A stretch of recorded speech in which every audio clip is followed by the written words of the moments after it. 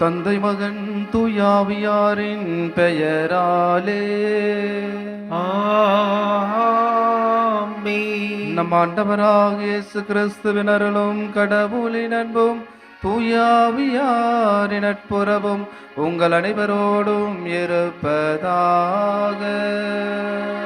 உமான்மாவோடும் இருப்பதாக. சகோதர சகோதரிகளே, தூய மறை நிகழ்வுகளை கொண்டாட நம் தகுதி பெறும் பொருட்டு நம் பாவங்கள், குற்றங்கள், பலவீனங்கள், இயல்புகள், புற வாழ்க்கைகள் இவற்றிற்காக மனவருந்தி ஆண்டவரிடத்திலே நாம் மன்னிப்பு கேட்போம். உள்ளம் நொறுங்கி வருந்துவோரை நலமாக்க பெற்ற ஆண்டவரே இரக்கமாயிரும். ஆண்டவரே இரக்கமாயிரும். பாவிகளை தேடி வந்த கிறிஸ்துவே இரக்கமாயிரும். கிறிஸ்துவே இரக்கமாயிரும். தந்தையின் பலப்பக்கம் வீட்டிருந்து எங்களுக்காக பரிந்து பேசுகின்ற ஆண்டவரே இரக்கமாயிரும். ஆண்டவரே இரக்கமாயிரும். எல்லாம் வல்ல இறைவன் நம்மீது இரக்கம் வைத்து பாவங்களை மன்னித்து நம்ம நிலை வாழ்வுக்கு அழைத்து செல்வாராக. ஆமென். மன்றாடுவோமாக. ஆண்டவரே எங்கள் இறைவா, உம்மீது நாங்கள் கொண்டுள்ள பற்றன்பில் எப்பொழுது மகிழ்ந்திருக்க உம்மை வேண்டுகின்றோம். ஏனெனில் அனைத்து நன்மைகளுக்கும் ஊற்றாகி உமக்கு நாங்கள் என்றும் பணி புரிவதால் முடிவில்லா முழுமையான மகிழ்வை பெற்றுக்கொள்வோமாக. உமோடும் தூயாவியாரின் ஒன்றிப்பில் இறைவனாய் என்றென்றும் வாழ்ந்து ஆட்சி செய்கின்ற எங்கள் ஆண்டவரும் இயேசு கிறிஸ்து வழியாக உம்மை மன்றாடுகின்றோம். ஆமென். மக்கபேயர் 2ஆம் நூலிலிருந்து வாசகம். அந்நாள்களில் சகோதரர்கள் 7 அவர்களுடைய தாயும் கைது செய்யப்பட்டார்கள். சாட்டைகளாலும் வார்களாலும் அடிக்கப்பட்டு சட்டத்துக்கு முரணாக பன்றி இறைச்சியை உண்ணும்படி மன்னனால் கட்டாயப்படுத்தப்பட்டார்கள். எல்லோருக்கும் மேலாக அவர்களுடைய தாய் மிகவும் போற்றுதற்குரியவர், பெரும் புகழுக்குரியவர். ஒரே நாளில் தம் 7 மைந்தர்களும் கொல்லப்பட்டதை அவர் கண்டபோதிலும் ஆண்டவர் மீது கொண்டிருந்த நம்பிக்கையால் அவை அனைத்தையும் மிக துணிவோடு தாங்கிக் கொண்டார். அவர்கள் ஒவ்வொருவருக்கும் தாய்மொழியில் அறிவுரை கூறினார். பெருந்தன்மை நிறைந்தவராய் பெண்ணுக்குரிய பண்பையும் ஆணுக்குரிய துணிவையும் இணைத்தும் அவர்களிடம், நீங்கள் என் வயிற்றில் எவ்வாறு உருவானீர்கள் என நான் அறியேன். உங்களுக்கு உயிரும் மூச்சும் அளித்ததும் நான் அல்ல, உங்களுடைய உள்ளுறுப்புகளையும் ஒன்று சேர்த்ததும் நான் அல்ல. உலகை படைத்தவரே, மனித இனத்தை உருவாக்கியவர், எல்லா பொருள்களையும் உண்டாக்கியவர் அவரே. தம் இரக்கத்தினால் உங்களுக்கு உயிரையும் மூச்சையும் மீண்டும் கொடுப்பார். ஏனெனில் அவருடைய சட்டங்களை முன்னிட்டு நீங்கள் இப்பொழுது உங்களையே பொருட்படுத்தவில்லை என்றார். தாம் இகழப்படுவதாக அந்தியோக்கு நினைத்தான். அந்த தாயின் கூற்றில் ஏளனம் இருப்பதாக ஐயுற்றான். எல்லோருக்கும் இளைய சகோதரர் இன்னும் உயிரோடு இருக்க கண்டு, உன் மூதாதையரின் பழக்க வழக்கங்களை நீ கைவிட்டு விட்டால் உன்னை செல்வனாகவும் பிறர் அழுக்காறு கொள்ளும் வகையில் உயர்ந்தவனாகவும் ஆக்குவதோடு என் நண்பனாகவும் ஏற்றுக்கொண்டு உனக்கு உயர் பதவி வழங்குவேன் என்று சொன்னது மட்டுமன்றி உறுதியும் கூறி ஆணையிட்டான். அவ்விளைஞர் மன்னன் சொற்களுக்கு சிறிதும் செவிசாய்க்காததால் அவருடைய தாயை அவன் தன்னிடம் அழைத்து அந்த இளைஞர் தம்மையே காத்து கொள்ளும்படி அறிவுரை கூறுமாறு வேண்டினான். மன்னன் அவரை மிகவும் வேண்டிக் கொண்டதனால் அந்த தாய் தம் மகனை இணங்க வைக்க இசைந்தார். ஆனால் அந்த கொடுங்கோலனை ஏளனம் செய்தவராய் அவர் தம் மகன் பக்கம் குனிந்தவாறு தம் தாய்மொழியில், மகனே, என் மீது இரக்கம் கொள், 9 மாதம் உன்னை என் வயிற்றில் சுமந்தேன், 3 ஆண்டு உனக்கு பாலூட்டி வளர்த்தேன், இந்த வயது வரை உன்னை பேணிக்காத்து வளர்த்துள்ளேன். குழந்தாய், உன்னை நான் வேண்டுவது விண்ணையும் மண்ணையும் பார், அவற்றில் உள்ள அனைத்தையும் உற்று நோக்கு. கடவுள் இவை அனைத்தையும் ஏற்கனவே இருந்தவற்றிலிருந்து உண்டாக்கவில்லை. இவ்வாறே மனித இனமும் தோன்றிற்று என்பதை அறிந்து கொள்வாய். இக்கொலைஞனுக்கு அஞ்சாதே, ஆனால் நீ உன் சகோதரர்களுக்கு ஏற்றவன் என மெய்ப்பித்து காட்டு.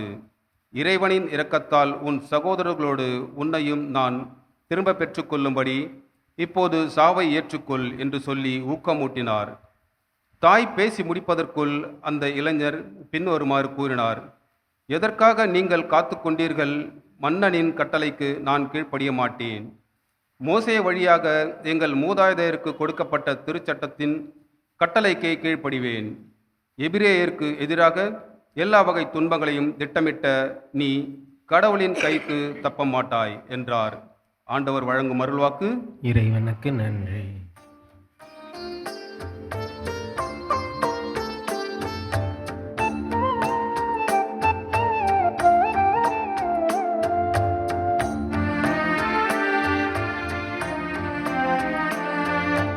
நானோ விழித்தெழும்போது உம்முருவம் கண்டு நிறைவடைவேன். நானோ விழித்தெழும்போது உம்முருவம் கண்டு நிறைவடைவேன். ஆண்டவரே, என் வழக்கின் நியாயத்தை கேட்டருளும். என் வேண்டுதலை உற்று கேளும். வஞ்சகமற்ற உதட்டி நின்று எழும் என் மன்றாட்டுக்கு செவி சாய்த்தருளும். என் நடத்தை உம் பாதைகளில் அமைந்துள்ளது. என் காலடிகள் உம் வழியினின்று பிறழவில்லை. இறைவா, நான் உம்மை நோக்கி கூப்பிடுகின்றேன். ஏனெனில் நீர் எனக்கு பதிலளிப்பீர். என் பக்கம் உம் செவியை திருப்பியருளும். என் விண்ணப்பத்திற்கு செவி சாய்த்தருளும்.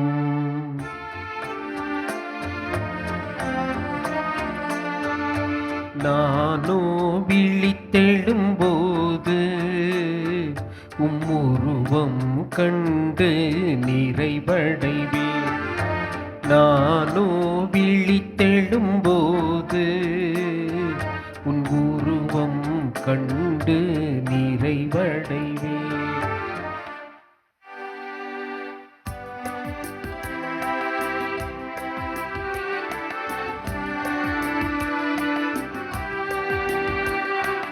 அல்லேலூயா, அல்லேலூயா, அல்லேலூயா, அல்லேலூயா, அல்லேலூயா, அல்லேலூயா. நீங்கள் கனி தரவும் நீங்கள் தரும் கனி நிலைத்திருக்கவும் உங்களை ஏற்படுத்தினேன். அல்லேலூயா, அல்லேலூயா, அல்லேலூயா. ஆண்டவர் உங்களோடு இருப்பாராக. உமான்மாவோடும் இருப்பாராக. லூக்கா எழுதிய தூய நற்செய்தியிலிருந்து வாசகம். ஆண்டவரே, மாட்சி உமக்கே. புனித லூக்கா எழுதிய நற்செய்தி அதிகாரம் 19 இறை வார்த்தைகள் 11 முதல் 28 முடிய. அக்காலத்தில் இயேசு ஜெருசலேமை நெருங்கி வந்து கொண்டிருந்தார். அவர் சொன்னதை கேட்டு கொண்டிருந்தவர்கள் இறையாட்சி உடனடியாக தோன்றப் போகிறது என்று நினைத்தார்கள். அப்பொழுது இயேசு மேலும் ஓர் உவமையை சொன்னார். உயர் குடிமகன் ஒருவர் ஆட்சியுரிமை பெற்றுவர தொலை நாட்டிற்கு போக புறப்பட்டார். அப்பொழுது அவர் தம் பணியாளர்கள் 10 பேரை அழைத்து 10 மீனாக்களை அவர்களிடம் கொடுத்து அவர்களை நோக்கி, நான் வரும் வரை இவற்றை வைத்து வாணிகம் செய்யுங்கள் என்று சொன்னார். அவருடைய குடிமக்களோ அவரை வெறுத்தனர். எனவே இவர் அரசராக இருப்பது எங்களுக்கு விருப்பமில்லை என்று சொல்லி தூது அனுப்பினர். இருப்பினும் அவர் ஆட்சியுரிமை பெற்று திரும்பி வந்தார். பின்னர் தம்மிடம் பணம் வாங்கியிருந்த பணியாளர் ஒவ்வொருவரும் ஈட்டியது எவ்வளவு என்று அறிய அவர் அவர்களை கூப்பிட்டு அனுப்பினார். முதலாம் பணியாளர் வந்து, ஐயா, உமது மீனாவை கொண்டு 10 மீனாக்களை சேர்த்து உள்ளேன் என்றார். அதற்கு அவர் அவரிடம், நன்று நல்ல பணியாளரை, மிக சிறிய பொறுப்புகளில் நம்பிக்கைக்குரியவராய் இருந்தீர். எனவே 10 நகர்களுக்கு அதிகாரியாய் இரும் என்றார். இரண்டாம் பணியாளர் வந்து, ஐயா, உமது மீனாவை கொண்டு 5 மீனாக்களை ஈட்டியுள்ளேன் என்றார். அவர், எனவே நீர் 5 நகர்களுக்கு அதிகாரியாய் இரும் என்று அவரிடம் சொன்னார். வேறு ஒருவர் வந்து, ஐயா, இதோ உமது மீனா ஒரு கைக்குட்டையில் முடித்து வைத்திருக்கிறேன். ஏனெனில் நீர் கண்டிப்புள்ளவர் என்று உமக்கு அஞ்சி இப்படி செய்தேன். நீர் வைக்காததை எடுக்கிறவர், நீர் விதைக்காததை அறுக்கிறவர் என்றார். அதற்கு அவர் அவரிடம், பொல்லாத பணியாளரே, உன் வாய் சொல்லை கொண்டே உனக்கு தீர்ப்பிடுகிறேன். நான் கண்டிப்பானவன், வைக்காததை எடுக்கிறவன், விதைக்காததை அறுக்கிறவன் என உனக்கு தெரியும் அல்லவா?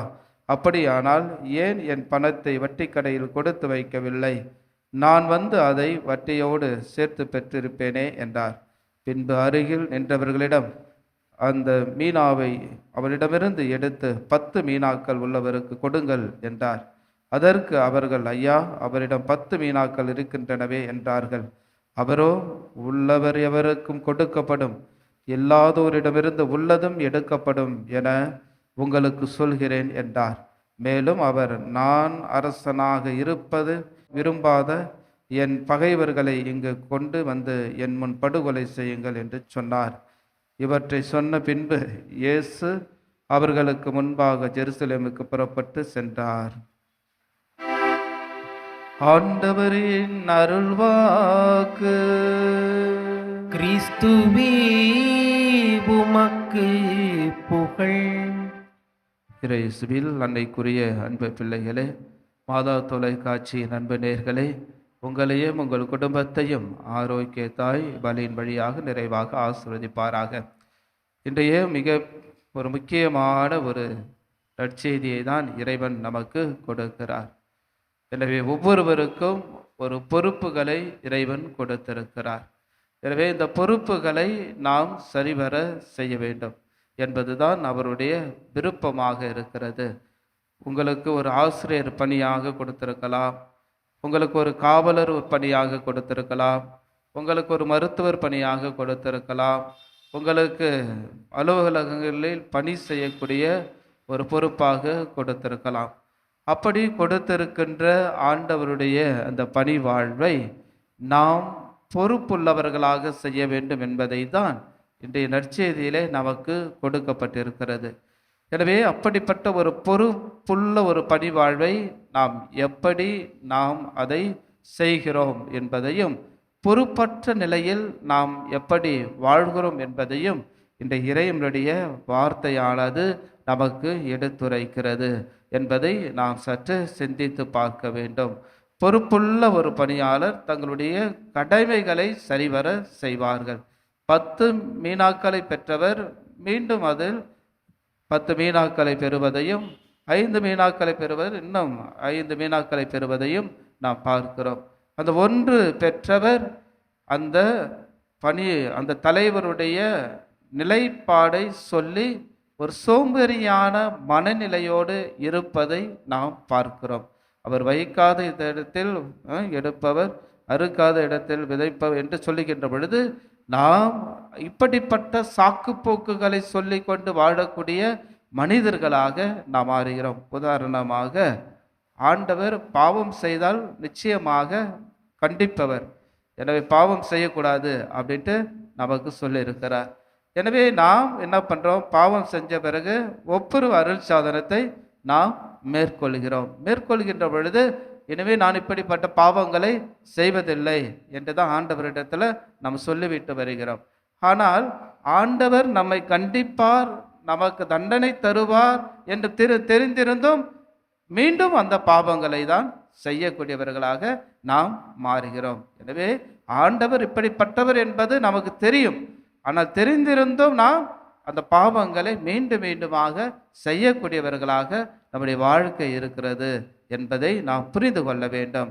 அதே போல் நாம் பார்க்குறோம், குடும்பத்தில் பெற்றோர்கள் பிள்ளைகளை வளர்ப்பது ஒரு வழக்கம். எனவே பிள்ளைகளை வளர்க்கின்ற பொழுது அவர்களுடைய திறமைகளை கண்டறிந்து அந்த பிள்ளைகளுக்கு என்ன வேண்டும் என்பதை அவர்களுக்கு கொடுத்து வளர்க்கின்ற பெற்றோர்களை நாம் பார்க்கின்ற பொழுது ஒரு குறிப்பிட்ட நிலையில் உயர்வடைகின்ற பொழுது பிள்ளைகள் பெற்றோரை ஏற்றுக்கொள்வதல்ல, ஏனென்றால் அவர்களை மதிப்பது அல்ல, அவர்களுடைய வார்த்தைக்கு கீழ்ப்படிவதல்ல. ஏனென்றால் பிள்ளைகள் பெற்றோரை நேசிப்பது கிடையாது, அன்பு செய்வது கிடையாது. எனவே இப்படிப்பட்ட ஒரு நிலையில் வாழ்கின்ற பொழுதுதான் பிள்ளைகள் பெற்றோரை என்ன மாதிரி சொல்லி அவர்களை இழிவுபடுத்துகிறார்கள் என்று பார்க்கின்ற பொழுது, நீ எனக்கு என்ன செய்து விட்டாய் என்று சொல்கின்ற பொழுது அந்த பெற்றோருடைய உள்ளம் உடைந்து போகிறது, வேதனைப்படுகிறது, காயப்படுகிறது. அதுதான் இன்றைய கால சூழ்நிலைகளில் நாம் பார்த்து கொண்டிருக்கின்றோம். ஏனென்றால் எனக்கு பெற்றோர் எனக்கு எதையும் செய்யவில்லை என்று நான் ஒரு நிலையில் உயர்ந்திருக்கிறேன் என்றால் அதற்கு காரணமே உன்னுடைய பெற்றோர் தான், நம்முடைய பெற்றோர் தான். எனவே அந்த பெற்றோரை நாம் ஏற்றுக்கொள்ள முடியாத ஒரு மனநிலைகளோடு, நாம் அன்பு செய்ய முடியாத ஒரு மனநிலையோடு நாம் வாழ்ந்து கொண்டிருக்கிறோம் என்பதை தான் இன்றைய இறைவனுடைய வார்த்தை நமக்கு எடுத்துரைக்கிறது. அந்த ஒரு மீனாவை பெற்றிருந்த அவனுடைய எண்ணமானது எவ்வாறு இருக்கிறதோ அதே எண்ணத்தோடு தான் இன்று நாம் வாழ்ந்து கொண்டிருக்கிறோம், இந்த சமுதாயத்தில் நாம் கொடுத்து கொண்டிருக்கிறோம் என்பதை புரிந்து கொள்ள வேண்டும். எனவே இறைவன் கண்டிப்பானவர், பாவம் செய்வதன் வழியாக நம்மை கண்டிக்க செய்கிறவர், அதே வேளையில் நமக்கு மன்னிப்பையும் கொடுப்பவர். எனவேதான் ஒவ்வொரு தடவையும் அவர் மன்னிக்கின்ற பொழுது அவர் உன்னிடம் எதிர்பார்க்கின்ற ஒரு வாழ்க்கை மனம் மாறுகின்ற ஒரு வாழ்க்கை, தெரிந்து வாழுகின்ற ஒரு வாழ்க்கை. எனவேதான் இவர்களுக்கு கொடுத்தது போல இறைவன் நமக்கும் எத்தனையோ நல்ல குணங்களையும் நல்ல அறிவு ஆற்றலையும் ஞானத்தையும் கொடுத்திருக்கிறார். எனவே அப்படிப்பட்ட இறைவனை நாம் எப்படி குறை சொல்லி வாழக்கூடியவர்களாக மாறுகிறோம் என்றால், இந்த ஒரு மீனாவை பெற்றது போல நமக்கு கொடுத்த நம்முடைய பெற்றோரையும் குறை சொல்கிறோம், இறைவனையும் குறை சொல்லி வாழக்கூடியவர்களாக நாம் மாறிவிடுகிறோம் என்பதை நாம் புரிந்து கொள்ள வேண்டும். எனவே இப்படிப்பட்ட நிலைகளை நாம் தவிர்க்கின்ற பொழுது, இன்றைய சூழ்நிலையில இளையோர்களை பார்க்கின்ற பொழுது சும்மாவே வீட்டில் உட்காந்து டிவி பார்க்கறது, பொறுப்பற்ற ஒரு மனநிலை. அப்பா அம்மா ஒரு 10 லட்சம் 20 லட்சம் செலவு பண்ணி படிக்க வைக்கின்ற போது இன்ஜினியரோ மற்ற ஐடியோ மற்ற படிப்புகளையோ படிக்க வைக்கின்ற பொழுது அதை உணராத பிள்ளைகள் இன்று இந்த ஒரு மீனாவை போல வாழக்கூடியவர்களாக இருக்கிறார்கள். அவருடைய உழைப்பையும் ஏற்றுக்கொள்ளவில்லை, அவருடைய கஷ்டங்களையும் இவர்கள் புரிந்து கொள்ளவில்லை. ஏதோ வீட்டில் இருக்கிறோம், சாப்பாடுறோம் என்ற ஒரு மனநிலை, மகிழ்ச்சியான ஒரு மனநிலையை அவர்கள் வெளிப்படுத்துகின்ற பொழுது அந்த இறைவன் கொடுத்த அந்த தாளந்தை, இறைவன் கொடுத்த ஆற்றலை, இறைவன் கொடுத்த ஞானத்தை, இறைவன் கொடுத்த அறிவை சரியான முறையில் பயன்படுத்தாத பிள்ளைகளை நாம் இன்று ஊதாரி பிள்ளைகளாக பார்த்து கொண்டிருக்கிறோம். நம்முடைய குடும்பங்களில் வசித்து கொண்டு இருக்கிறார்கள் என்பதை நாம் பார்க்கிறோம். எனவே இன்றைய ஓமையை நாம் அவர்கள் எடுத்து சொல்லி, இறைவன் உனக்கு கொடுத்ததை நிறைவாக பெற்றுக்கொண்டு வாழ உனக்கு அழைப்பு கொடுக்கிறார். நாம் செய்கின்ற பணியிடங்களிலும் நாம் வாழ்கின்ற இடங்களிலும் குடும்பங்களிலும் அவர்களை மற்றவர்களை பார்த்து பொறாமை கொள்வதற்காக நம்மை வாழச் சொல்லவில்லை. அவர்கள் கொடுத்ததை அவர்கள் நிறைவாக வைத்து வாழ்வதனால் அவர்கள் வாழ்வில் உயர்கிறார்கள். அதுதான் ஆண்டவர் சொல்றாரு, உள்ளவருக்கு கொடுக்கப்படும், இல்லாதவரிடமிருந்து உள்ளதும் எடுக்கப்படும் என்று சொல்லுகிறார். எனவே உனக்கு கொடுத்ததை பயன்படுத்தாத பொழுது அது எதற்கு வீணாக வைத்திருக்க முடியும்? எனவே அந்த உள்ளதையும் உனக்குள்ளதையும் அவர் கொடுக்கிறார் என்பதை நாம் புரிந்து கொள்ள வேண்டும். எனவே இந்த தெய்வீக திருப்பலியிலே இறைவன் கொடுத்ததை நிறைவாக வாழ்வோம், நிறைவாக நாம் இறைவனுக்கு நம்மை கொடுப்போம், இறைவன் நிறைவாக நம்மை ஆசீர்வதிப்பார். தொடர்ந்து மன்றாடுவோம். ஆமென்.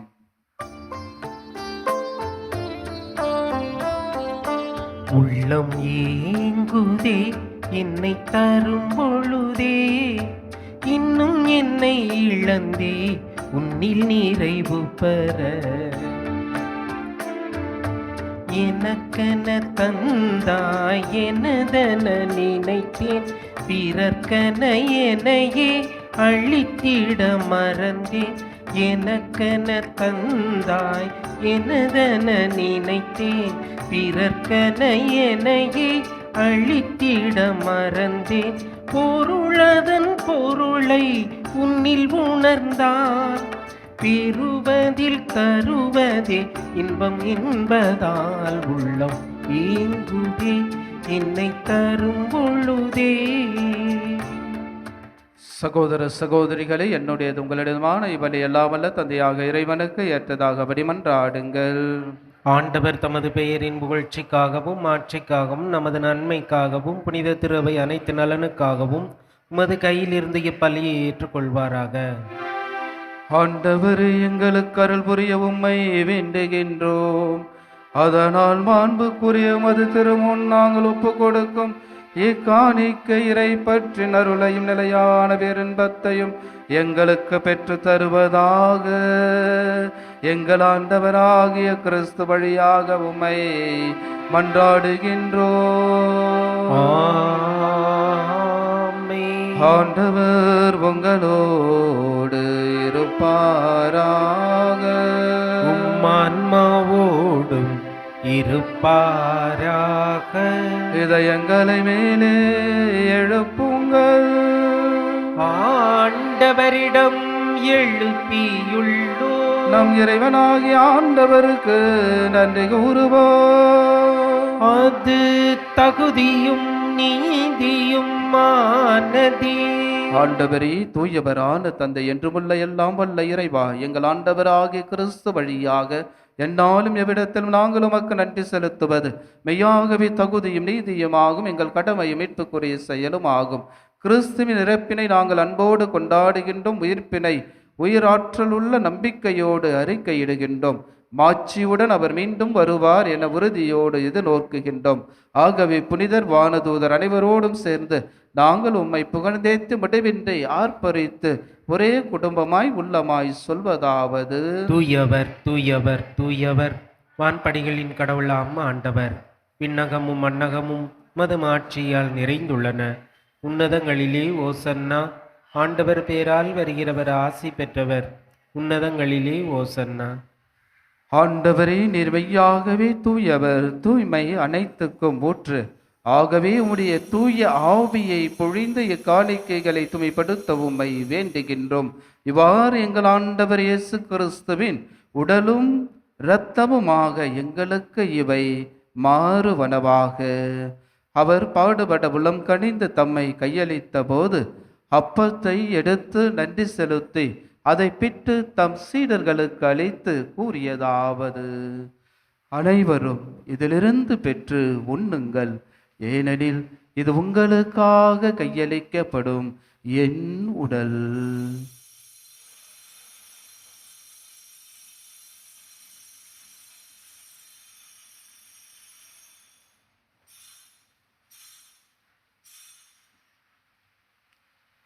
அவ்வனமே இரவு விருந்தை அருந்திய பின் கிண்ணத்தையும் எடுத்து மீண்டும் உமக்கு நன்றி கூறி தம் சீடர்களுக்கு அளித்து அவர் கூறியதாவது: அனைவரும் இதிலிருந்து பெற்று பருகுங்கள், ஏனெனில் இது புதிய நிலையான உடன்படிக்கைக்குரிய என் இரத்தத்தின் கிண்ணம். இது பாவ மன்னிப்புக்கென்று உங்களுக்காகவும் பலருக்காகவும் சிந்தப்படும். இதை என் நினைவாக செய்யுங்கள்.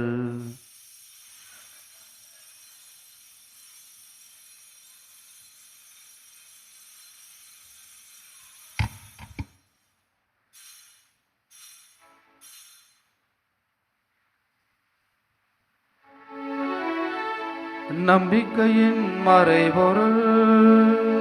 ஆண்டவரே, நீர் வருமளவும் உமது இறப்பினை அறிக்கையிடுகின்றோம்,